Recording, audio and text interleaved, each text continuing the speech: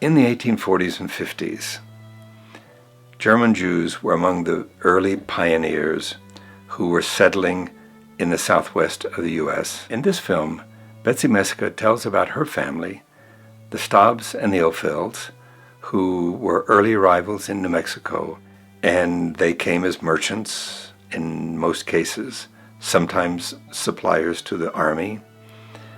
But they set up stores in Santa Fe, in Taos, and in Las Vegas, New Mexico. And the stories of these early families are intriguing. The first in my family was Abraham Staab, who is my grandfather, great-grandfather. He came with his brother, who had come before him, Zadok, to Santa Fe. And they came to Santa Fe when there was very little there, dirt roads, burros, gunfights, and set up after some backs and forths as traders with the army. They were called a sutler, S-U-T-L-E-R. And Abraham was very successful and set up in Santa Fe on the plaza where there were lots of other German Jewish merchants.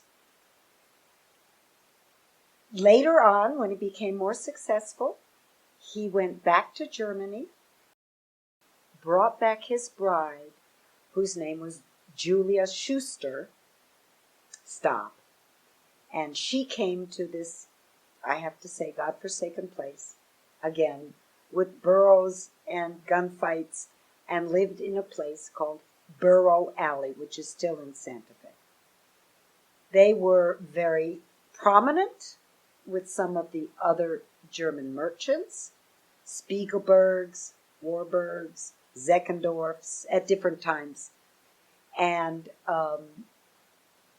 had children. They had 8 children. One died, the last one died within the first year of birth. Then, right after their last child, whose name was Henriette, who died, Abraham had always promised Julia he would build her a house like she had had or they had had in Germany. And he did on Palace Avenue. So they moved from Burro Alley to Palace Avenue to what is now called La Posada Resort and Inn. And the house is still there, or part of the house. It was a 3-story, beautiful house with everything imported because the railroad at that point had come to Santa Fe. And they lived there.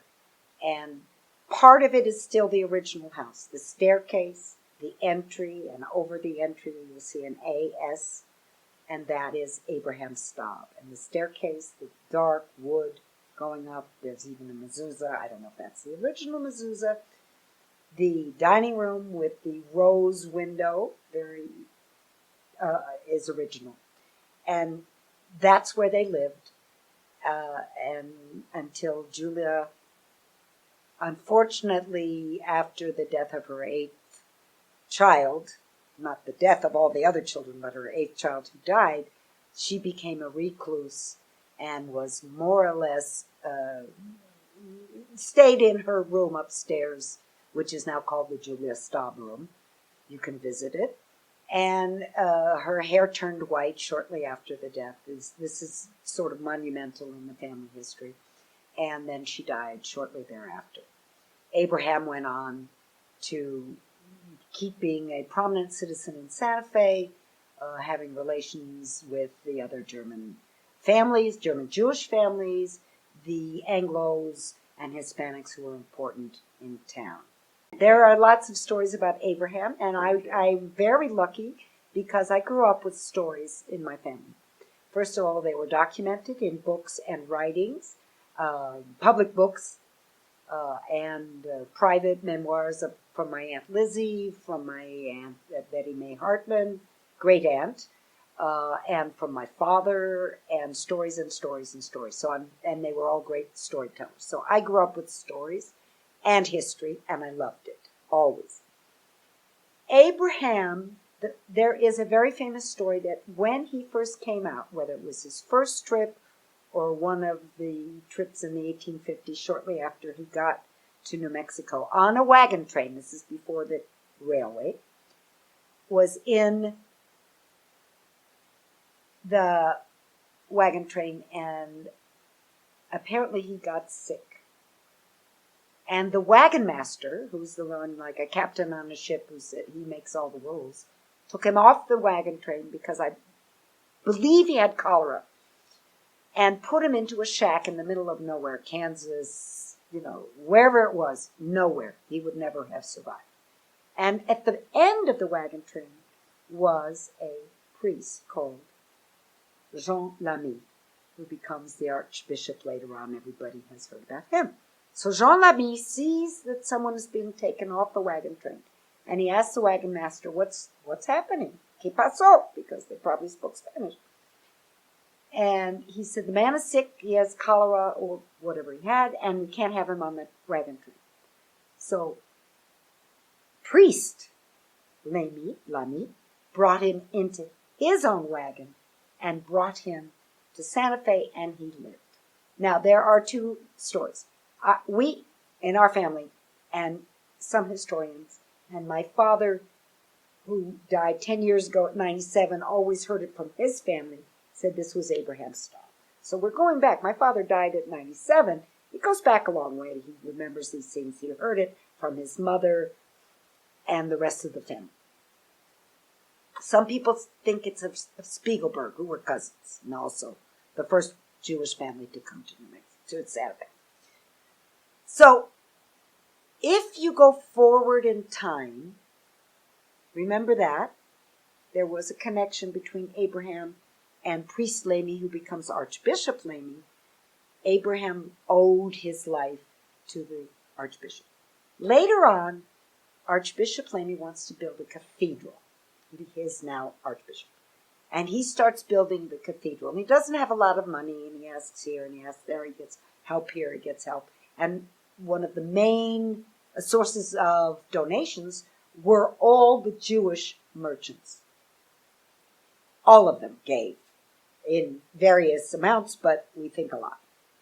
And it had to be a lot because we're building a cathedral. And there's another story in the family, and also documented, Henry Tobias, in Paul Horgan, The Centuries of Santa Fe, The German Bride. These are books that have been written over the years. That during the construction, ran out of money. Archbishop Lamy, then, who was very good friends with the merchants, on Saturday night, whether that was after Shabbat or not, I don't know, he would go over to where there was a poker game. Maybe at Abraham Staab's house, who knows? And he would drink wine, or he would bring wine. And he would not play, supposedly, but he would gather and, remember, these are the educated people. No matter whether you're Catholic or Jewish or what, that was the establishment of Santa Fe at the time. And he was very glum one night, and our family says our great-grandfather Abraham asked, "What is the matter? Why are you so glum?" He said, "I don't think we'll be able to finish the cathedral, and I can't pay you back for what you have lent to the project." And at that point, Abraham Staab said, "What do you need?" Now, there are two versions. Apparently, he took out a check for $15,000, which is an enormous amount of money. That, I believe, Henry Tobias, or somewhere in my reading I heard that. The other thing is, he said, "If you do something for me, I will tear up what you owe us." Me, Abraham Staab. And,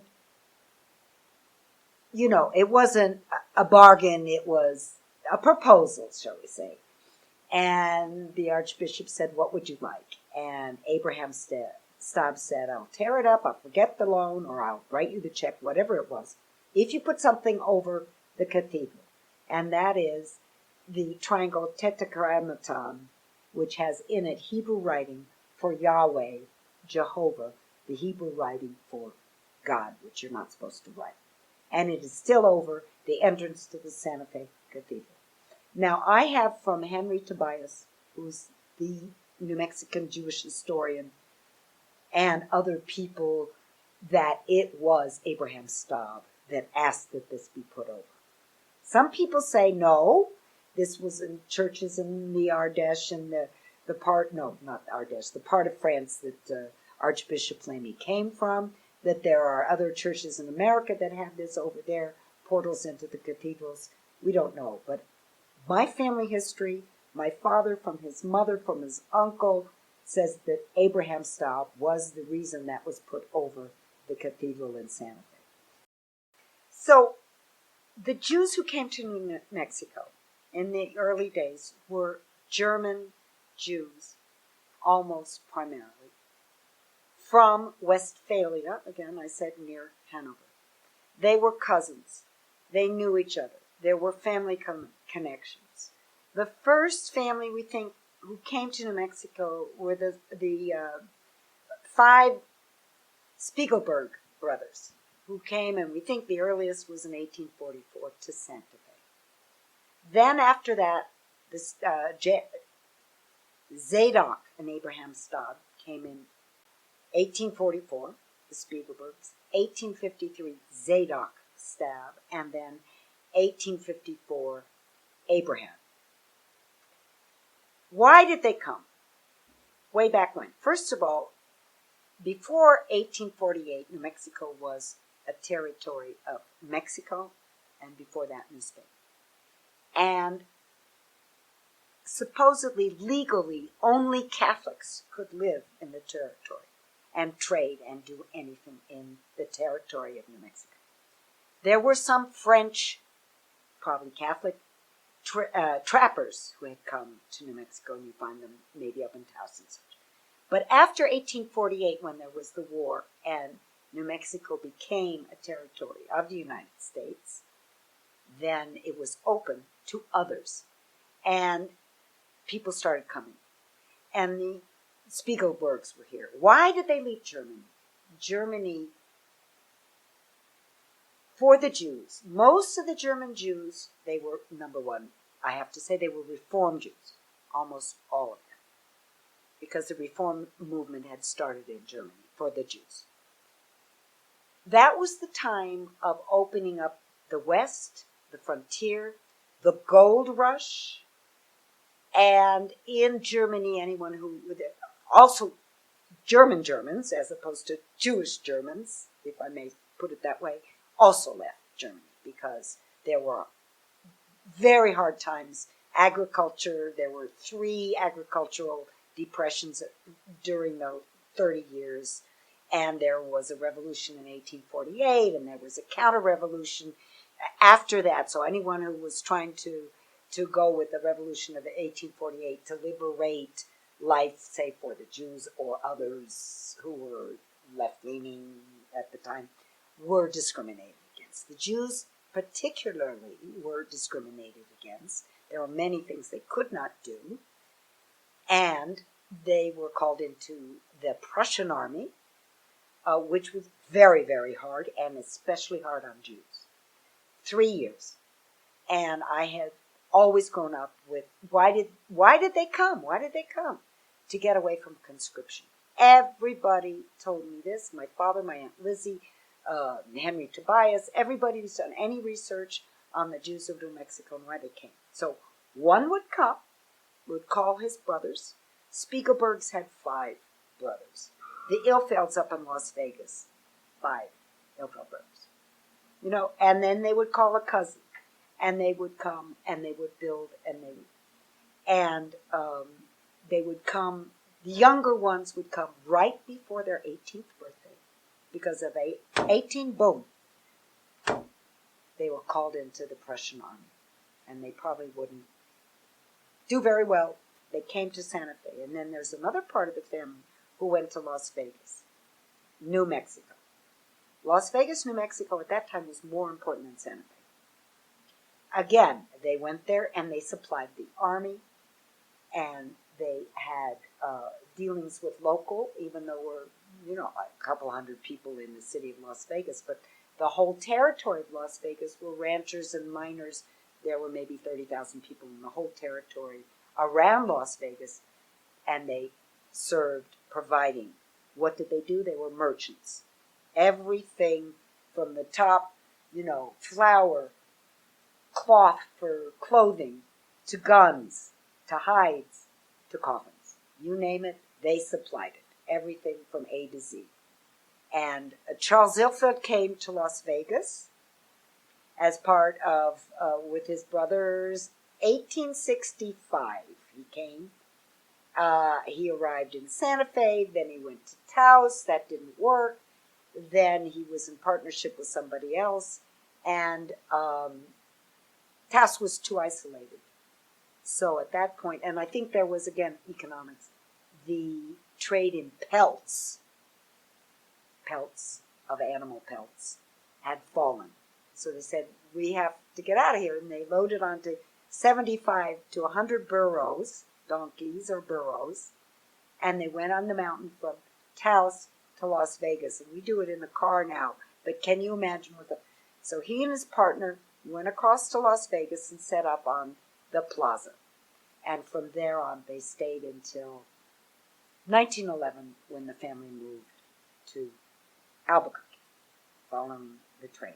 So Staab-Ilfeld set up in Las Vegas, very successful. So again, I can't be in competition between my father's mother's side of the family, the Staabs in Santa Fe, and my father's side of the family in Las Vegas.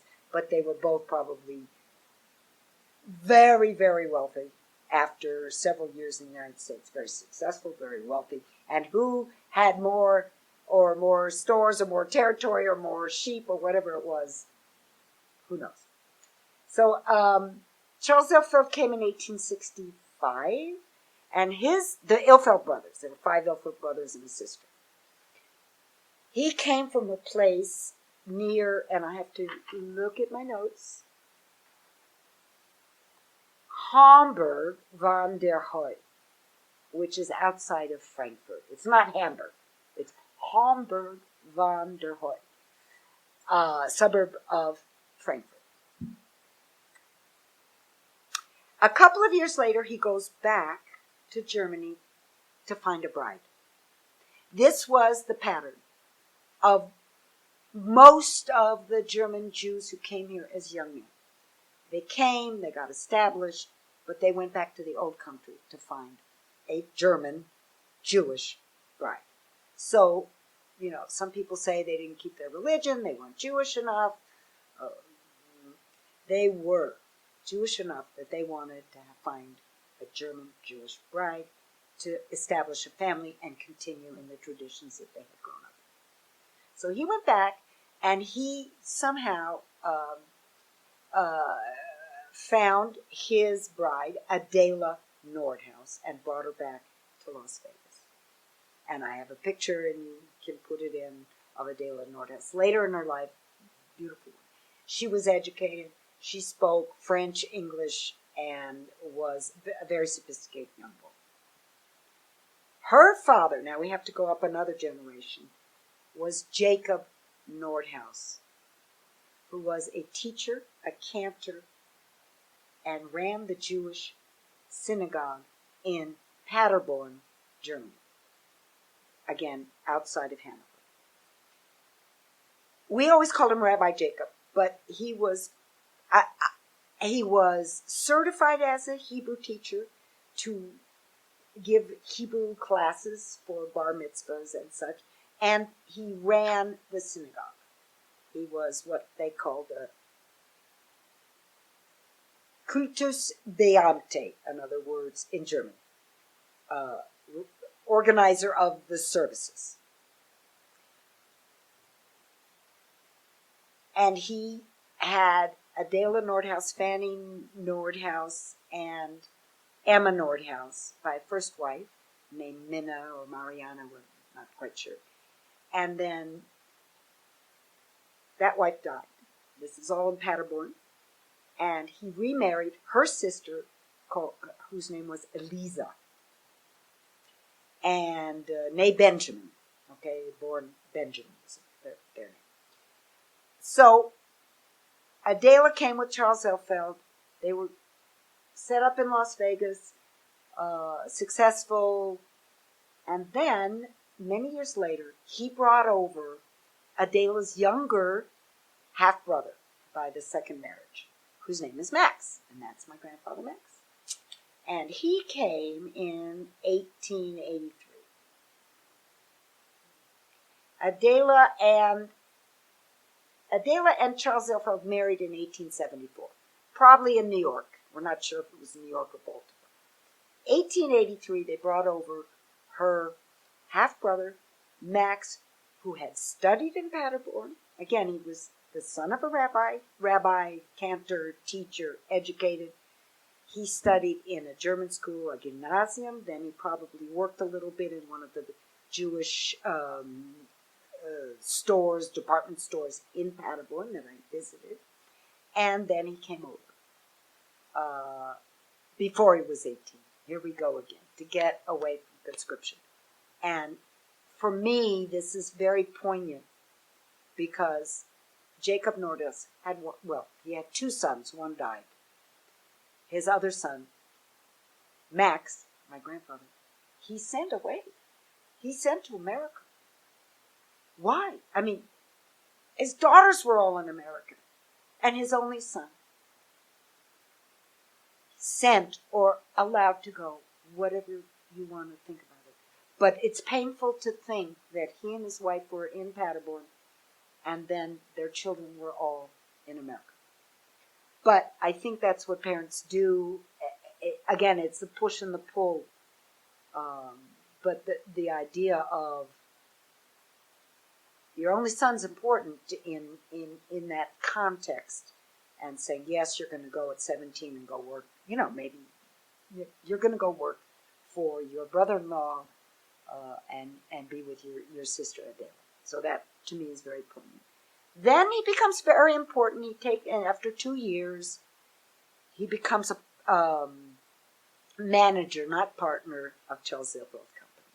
And Charles Ilfeld Company had stores. It began to have stores all over New Mexico and Colorado, as far as Trinidad and south to Magdalena, in Mountain Air, in Albuquerque, and all over.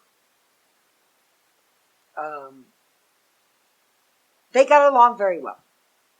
And this is another reason for the success of, I believe, the German Jewish merchants and business, if you want to call them business entrepreneurs, but they were merchants. They had mercantile, either retail or wholesale businesses all over the state. They knew Spanish. Some of them knew Indian languages, Native American, including, I believe, another distant cousin, Solomon Bibo, who became the governor of Acoma Pueblo because he moved there, he learned their language, and he worked with them for or against the U.S. government, however you want to look at it. They learned how to get along with their neighbors. That was very important. And they did. They learned Spanish probably before English. I probably already said that. They'd go out and they'd meet. They were educated. So sometimes the families that they met with, who were the farmers or the sheep ranchers, couldn't read, couldn't write. And, for example, if Max Nordhaus went out to meet in the hinterland with the people that they were dealing with on an economic basis, he would write, or he would help them with health, bring in a doctor, or he would write, or he would, help them. And they also served as their bankers, because there were no banks in the beginning. It was barter system. And they had what was called then the partido system, where they actually invested in sheep. They rented sheep out to the sheep ranchers on tracts of land, and then they took back the wool and the lambs. And during that season, between the time they started until the wool and the lambs came in, they carried those families economically. So they just kept the bill going at Staab-Ilfeld Company for the flour and the material and the guns, the ammunition, whatever it was.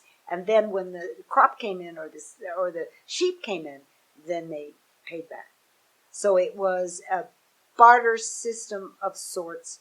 And then when some of the people did have money, they deposited it with either Abraham Staab's company or Staab-Ilfeld Company serving as a bank.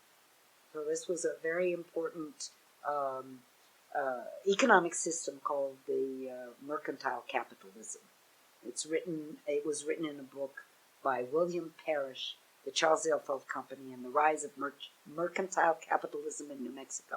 A brilliant book way back in, I think in the 50s for his PhD for Harvard University. If you can get it, read it.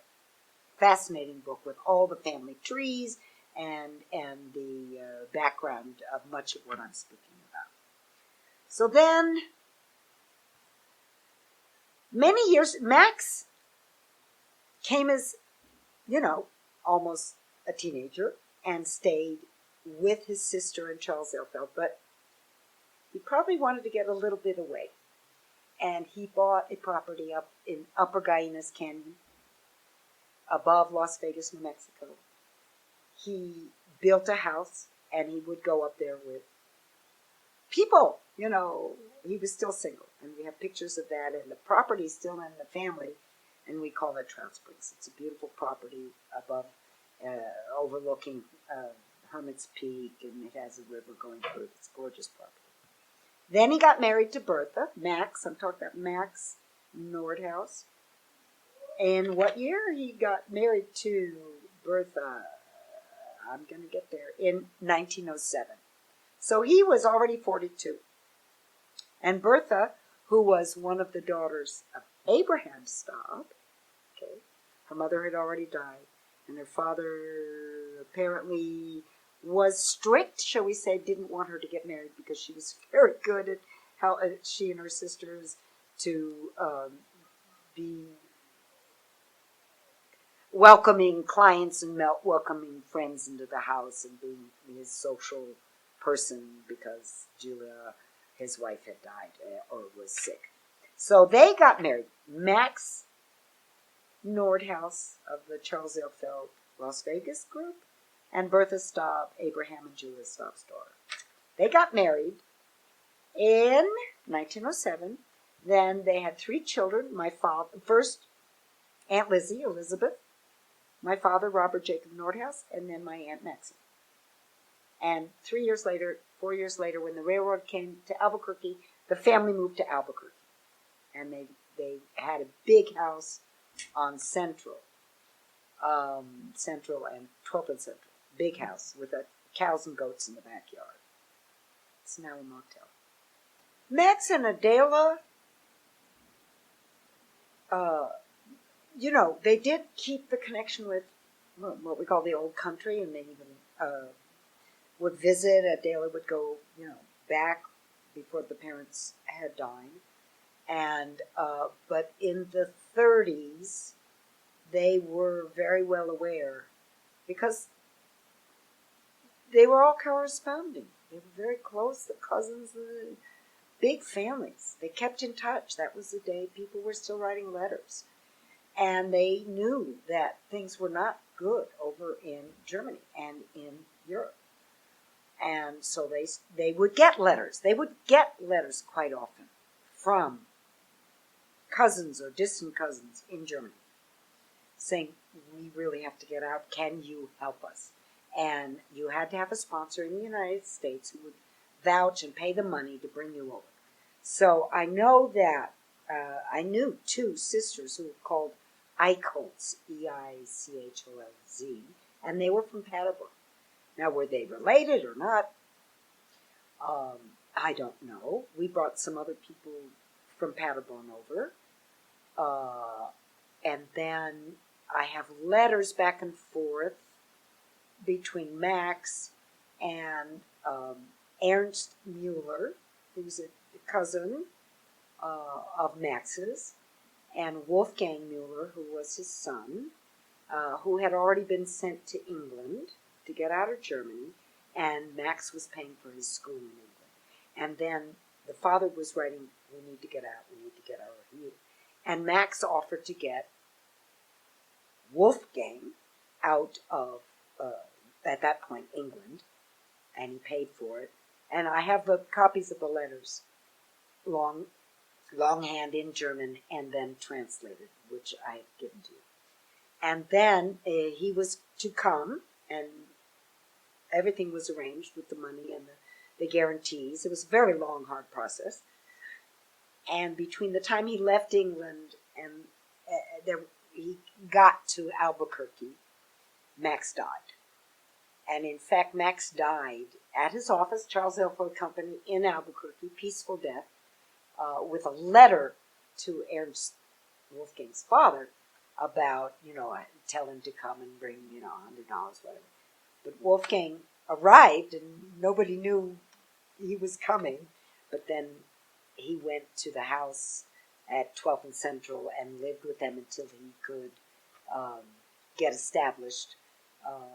My father was then head of Staab-Ilfeld Company, in addition to being a lawyer, and he ran it. And Wolfgang worked for the Staab-Ilfeld Company in Albuquerque until he joined the U.S. Army, and then from there and there. And obviously always thankful for the fact that we got him out of Germany. And so some of the social welfare and charity philosophy of the whole family I also grew up with. Bertha Staab, who married Max, had been very active in social, not social in hospitality, but social charity work, and even was pushed and had the first legislation for child labor laws in New Mexico passed, thanks to her work with others from Santa Fe. So she was very, very active always. And the stories, whether it was Anna, her older sister, who lived in Albuquerque, married to an Ilfeld, or Bertha and Max, they lived next to each other, the door was always open for people who needed food or whatever they needed, always. And this is from Betty May Hartman, who was my great aunt, who's still living, oldest, our matriarch at present, who said that they always had the door open to whoever needed anything, in addition to the cows that they had in the backyard. And she also told me that she remembers from her grandmother, this would be Anna Staab, that there were 2 refrigerators. No, not refrigerators, ice boxes, like the old ice boxes, but ice in the bottom of the walls of this thing. There were 2, one for dairy and one for the other meat. And then when we asked them, were they keeping kosher, she said, I don't know. But how would you have an icebox just for dairy if you were doing some kind of kosher? The other story my father told my husband, Michelle, because he would love to tell Michelle, they had a wonderful relationship. When we would go up to the property in Guyanus Canyon and Trout Springs, he as a child would go into the kitchen. And then these are various, the whole family's sharing, parts that were Ilfelds, some were Staabs, some were Nordhauses. Cousins and distant cousins all sharing this huge house. And my dad would go in as a youth, and he said I would scramble up all the pots and pans between the dairy and the meat and the kosher things. I get it all mixed up. So obviously somewhere along the line people were some bit of kosher. Very, very interesting.